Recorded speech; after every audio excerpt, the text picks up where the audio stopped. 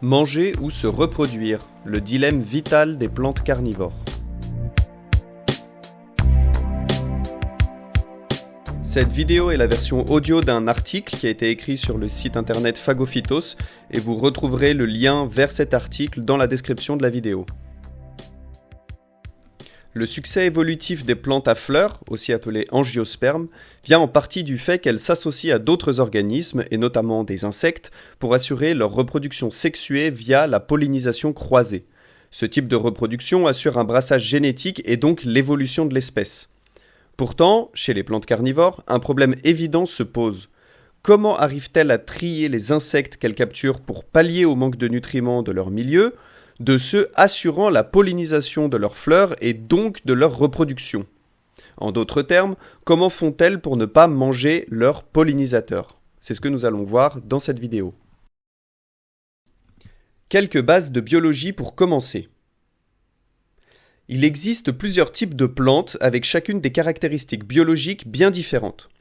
Le groupe dominant actuellement le règne végétal se nomme angiospermes et il regroupe toutes les plantes qui produisent des fleurs. Il existe aussi les gymnospermes qui produisent des cônes et non des fleurs, c'est le cas des conifères chez nous par exemple, les ptéridophytes, fougères et plantes similaires, et les bryophytes, mousses au sens large, se reproduisent par spores avec un cycle de vie plus complexe. Sans entrer trop dans le détail, les plantes à fleurs seraient apparues relativement récemment d'un point de vue évolutif, il y a environ 130 millions d'années, même si cette date fait débat, et dominent actuellement l'immense majorité de la diversité terrestre. Plus de 90% des espèces de plantes font des fleurs. Comment expliquer cette domination écrasante? Eh bien, au moins en partie grâce à la production de fleurs. Avant d'expliquer pourquoi, il est bon de rappeler quelques fondamentaux. La reproduction sexuelle permet un brassage génétique qui est à la base de l'évolution des espèces. Sans brassage génétique, les espèces n'évoluent pas et ne peuvent donc pas s'adapter à de nouvelles conditions environnementales. Chez les plantes à fleurs et les conifères, le pollen qui est produit par les étamines joue le rôle du gamète mâle et les ovules situés à la base des stigmates dans l'ovaire ou dans le cône représentent les gamètes femelles. Lorsqu'un grain de pollen féconde l'ovule, ce dernier se transforme en graine et l'ovaire en fruit.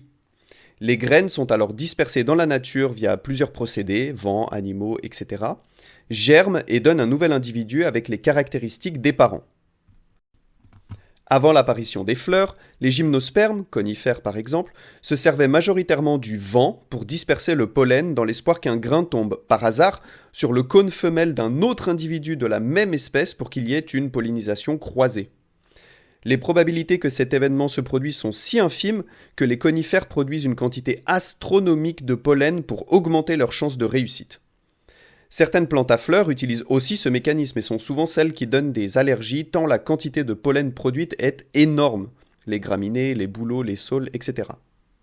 Mais la majorité des angiospermes ont une autre stratégie.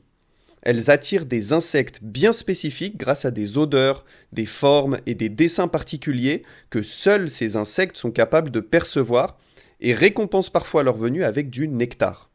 En se posant sur la fleur, les insectes se chargent, parfois malgré eux, en pollen et vont visiter la fleur suivante. Cette interaction est presque parfaite, la plante assure sa reproduction sexuée sans produire des quantités démesurées de pollen et les insectes sont nourris, tout le monde y gagne. Il existe évidemment des exceptions à ce précepte, mais vous avez l'idée générale. En revanche, comment les plantes carnivores, qui sont toutes des plantes à fleurs, peuvent-elles contrôler l'attraction des insectes pour assurer leur pollinisation et donc leur reproduction, et en même temps pour leur nourriture? Il y a fort à parier que les insectes pollinisateurs sont d'autres espèces que les proies, sinon la carnivorie serait contre-productive et ne serait pas aussi répandue chez les végétaux. Et oui, d'un côté, manger ces pollinisateurs reviendrait à saboter sa reproduction et son évolution, et de l'autre, laisser ses proies polliniser les fleurs sans les capturer reviendrait à abandonner la carnivorie. On voit bien qu'il existe ici un conflit, un dilemme, concernant l'attraction des proies au détriment des pollinisateurs et vice-versa. Ces deux catégories d'insectes sont attirées par les plantes carnivores mais pour des raisons bien différentes, voire antagonistes. Mais alors, comment font-elles pour ne pas manger leurs pollinisateurs? Quelles sont les techniques développées pour ne pas confondre proie et pollinisateur? C'est ce que nous allons voir dans les prochains paragraphes. le conflit proie-pollinisateur. Les plantes qui font face à ce conflit remplissent 3 conditions. La première, la plante doit être dépendante des insectes pour sa pollinisation et ou sa dissémination. Seconde, le mode de vie des pollinisateurs et des proies doit être le même. Et troisième, le pollen et les insectes doivent être une ressource limitée dans le milieu. Quelques explications s'imposent. Plusieurs plantes carnivores ne sont pas concernées par ce conflit. Tout d'abord, les espèces autofertiles, comme c'est le cas chez beaucoup de Drosera, ne remplissent pas la première condition. Ces espèces peuvent s'autopolliniser et ne dépendent donc pas des insectes pour leur reproduction. Il semblerait que les espèces douées de ce mécanisme économisent l'énergie dépensée dans la production de fleurs voyantes et attirantes, tout en assurant leur reproduction et leur nutrition, puisqu'elles peuvent capturer n'importe quel insecte. Elles n'ont pas besoin de faire le tri entre proies et pollinisateurs. Ainsi, les plantes carnivores autofertiles ont le plus souvent des fleurs de petite taille et peu colorées. En revanche, il y a un désavantage flagrant. Il n'y a plus de brassage génétique et donc plus de possibilités d'adaptation aux changements environnementaux. Attention toutefois, la pollinisation croisée fonctionne chez ces espèces et doit se produire dans la nature de temps en temps, ce qui assure un minimum de brassage génétique suffisant pour permettre à ces espèces de s'adapter. En revanche, cette stratégie est risquée sur le long terme puisque l'évolution de ces espèces est fortement ralentie. Les Drosera miniatures ou Drosera pygmées ont une caractéristique similaire. Elles peuvent se multiplier via la pollinisation croisée. Les fleurs sont d'ailleurs très colorées et très voyantes, ce qui laisse penser qu'elles attirent effectivement des pollinisateurs, mais se propagent principalement via une méthode de reproduction asexuée qui consiste à produire de petits propagules formant des clones de la plante mère. Elles présentent donc les mêmes avantages et inconvénients évolutifs que les Drosera autofertiles, mais à moindre échelle. D'autres plantes carnivores ne remplissent pas la seconde condition et capturent leurs proies dans des milieux différents des pollinisateurs. Les plantes du genre Utricularia ou Genlisea par exemple capturent des insectes aquatiques ou souterrains et sont pollinisées par des insectes volants. Dans ce cas, il n'y a donc aucun dilemme puisque le risque de capturer les pollinisateurs est nul. Les espèces qui ne se nourrissent pas d'insectes sont aussi exempts de ce conflit en ne remplissant pas la seconde condition. Par exemple, les espèces de Nepenthes qui utilisent les déjections d'animaux comme principale source de nutriments, ou encore Nepenthes ampularia qui digère les végétaux en décomposition. Nous avions déjà parlé des interactions mutualistiques entre les plantes carnivores et les insectes, et le lien est disponible dans l'article sur le site internet. Enfin, une espèce ne remplit pas la dernière condition, Rhoridula gorgonias. En effet, cette espèce utilise ses punaises symbiotiques pour assurer sa pollinisation et peut donc capturer toutes les proies qui passent à sa portée. Les punaises vivent littéralement sur la plante et ne sont donc pas une ressource limitée a priori. Les stratégies pour éviter le conflit. Les plantes carnivores qui présentent ce conflit ont développé 3 grandes stratégies pour éviter de manger leurs pollinisateurs et ainsi assurer à la fois l'absorption de nutriments via leurs proies et leur reproduction sexuée. Les stratégies mises en place tentent de réduire au maximum la probabilité de capturer un pollinisateur, même si elles ne sont pas parfaites. Ces stratégies comprennent la séparation entre la fleur et le piège au niveau spatial, temporel ou sensoriel, c'est-à-dire olfactif ou visuel.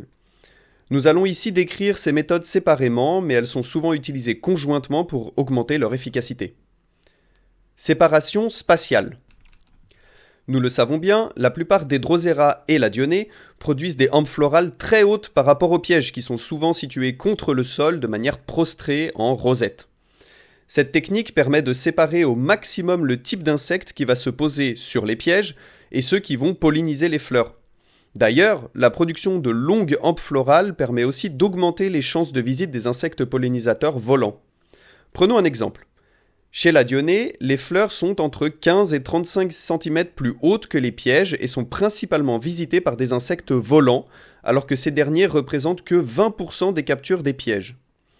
Ainsi, les insectes volants sont sélectionnés pour la pollinisation, alors que ce sont plutôt des insectes terrestres qui sont capturés par les pièges. Malin, non ? Cette technique est mise en place par les genres Drosera, Dionaea, Elianthora, Cephalotus et Pinguicula notamment. Séparation temporelle. Cette séparation est observée chez Sarracenia et Darlingtonia qui ont tendance à fleurir avant la production de pièges au printemps. Cette technique ingénieuse permet de consacrer l'entièreté de l'énergie disponible à la pollinisation, puis à la capture de proies quelques semaines plus tard. Ce mécanisme est particulièrement intéressant puisqu'il permet d'éviter totalement la capture de pollinisateurs sans produire des méthodes d'attraction trop sophistiquées au niveau des pièges et des fleurs. Il semblerait que certains Drosera utilisent aussi, au moins en partie, ce mécanisme puisque les feuilles collantes des espèces rustiques sont principalement actives en début de saison, bien avant la floraison qui a lieu pendant l'été où elles sont moins aptes à capturer des proies. Séparation sensorielle. Il existe plusieurs manières de séparer les pièges des fleurs d'un point de vue sensoriel en variant les odeurs et les motifs visuels. Les plantes peuvent, par exemple, utiliser des couleurs claires comme le blanc pour les fleurs, ce qui attire mieux les insectes pollinisateurs que le vert rouge des feuilles. C'est entre autres ce qui est utilisé par certains Drosera qui n'ont pas de fleurs odorantes et qui jouent simplement sur la différenciation de couleurs entre les fleurs et les feuilles carnivores pour trier les pollinisateurs des proies. Il est aussi possible d'utiliser des odeurs spéciales pour les fleurs uniquement, ce qui aura pour conséquence d'attirer les pollinisateurs sur ces dernières et non sur les pièges. A l'inverse, plusieurs plantes carnivores produisent du nectar et divers composés volatiles pour attirer les insectes non pas vers les fleurs, mais plutôt vers les pièges. J'ai par exemple observé que les Sarracenia capturaient beaucoup de mouches et de guêpes alors que ce sont plutôt des bourdons et des abeilles qui sont attirés par les fleurs. On a ici une belle séparation olfactive entre les fleurs et les pièges qui attirent ainsi des insectes différents. Les proies attirées peuvent aussi varier au cours du temps. Il a été montré dans un article scientifique que les jeunes feuilles de Sarracenia, les jeunes pièges, produisent des odeurs sucrées semblables à celles de fleurs ou de fruits, attirant les insectes sans distinction en particulier. Ainsi, les insectes normalement pollinisateurs sont capturés par les jeunes pièges. En revanche, un mécanisme se met rapidement en place. Les premières proies commencent à se décomposer et les odeurs émises par le piège changent. À partir de ce moment, les insectes attirés sont tout autres puisque l'odeur d'organisme en décomposition va favoriser l'attraction de mouches par exemple et non plus des pollinisateurs. Limite. Les différentes techniques présentées ici sont souvent utilisées de manière conjointe par les plantes et à des degrés différents. Ces techniques ne sont pas parfaites car des pollinisateurs continuent à être capturés par les plantes carnivores, ce qui réduit leur capacité à se reproduire, limitant le brassage génétique et donc leur possibilité d'adaptation. Néanmoins, l'évolution est un phénomène dynamique qui n'est par essence jamais terminé. Les plantes carnivores continuent donc de s'adapter à leur environnement en fonction des pressions dominantes. Néanmoins, les milieux dans lesquels poussent ces végétaux sont très contraignants, notamment à cause de la pauvreté nutritive des sols, et l'évolution trouve souvent le meilleur compromis entre toutes les pressions environnementales qui requièrent parfois des réponses antagonistes, comme c'est le cas du conflit proie-pollinisateur. La solution de l'une, donc le manque de nutriments, donc l'accroissement de la capture des proies, augmente la pression de l'autre, pas de pollinisateurs disponibles pour la reproduction sexuée. De plus, nous avons ici parlé de plantes carnivores isolées, mais dans leur milieu naturel, d'autres espèces entrent en compte. Les odeurs et couleurs des fleurs, des feuilles, des espèces voisines peuvent perturber les techniques mises en place pour éviter le conflit proie-pollinisateur ou au contraire le dynamiser. Bref, ce sujet est passionnant et j'espère que cette petite introduction vous a permis de comprendre un peu mieux l'apparence et le mode de vie de nos plantes carnivores, ainsi que les règles de base de l'évolution, de l'adaptation et de la biologie. N'hésitez pas à aller voir l'article qui est disponible en description de cette vidéo et à vous abonner à la chaîne pour être au courant des prochaines vidéos. A plus!